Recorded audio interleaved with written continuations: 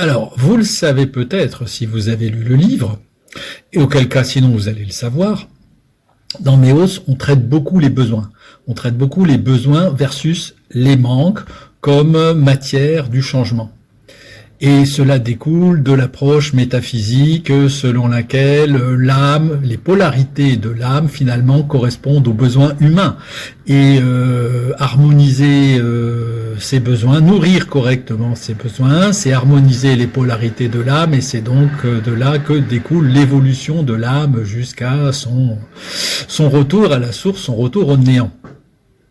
Voilà, ça c'est donc un de mes grands dadas, c'est donc un des fers de lance de l'action du changement, comment évoluer, comment changer, eh bien en s'attaquant justement à une nourriture saine de ses besoins. Encore faut-il pour cela travailler sur ses besoins et identifier quels sont ces besoins et comment les nourrir sainement, parce que la plupart du temps, de toute façon, on passe notre vie, 95%, pour ne pas dire 99% de notre temps, eh bien à nourrir des manques et à satisfaire des désirs qui sont liés à la nourriture de ces manques, au nourrissement de ces manques qui sont finalement des puits sans fond, faute de connaître nos vrais besoins. Et c'est normal, c'est le principe de l'évolution humaine.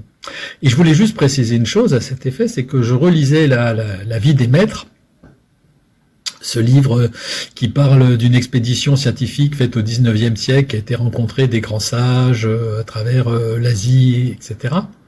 Je vous renvoie au bouquin qui est vraiment très très intéressant, dans lequel j'ai retrouvé ce passage-là qui m'a forcément fait écho, que je vais vous lire. C'est Jésus a dit, alors il rapporte, parce qu'ils ont rencontré effectivement, y compris des matérialisations de Jésus, mais enfin bon, ça serait compliqué à vous expliquer dans le détail, je vous renvoie au livre. Donc il rapporte, Jésus a dit, heureux les pauvres, voulant dire par là que toute limitation dans la vie est bonne si elle peut créer chez l'individu le désir de s'élever au-dessus d'elle et de s'en libérer. Ok. Il savait que le besoin prophétise la satisfaction. Il considérait que le besoin donc prophétise la satisfaction, il considérait tout besoin comme un sol préparé pour une semence. Si l'on plante la semence et si on lui permet de croître, elle satisfera le besoin. La notion de besoin est fort mal comprise en général. Et c'est là où ça devient croustillant pour moi. Le besoin est un désir de développement de la vie. Voilà, tout est dit. Tout est à la base du besoin.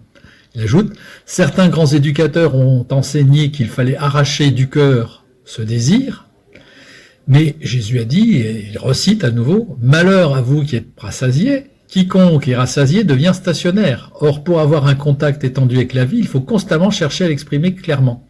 Le désir correspondant témoigne de la pression qui s'exerce dans ce sens. Donc, on revient bien même dans des écrits plus spiritualistes, même des écrits qui parlent de Jésus, que finalement on retrouve ça, le besoin, comme élément prépondérant de l'évolution.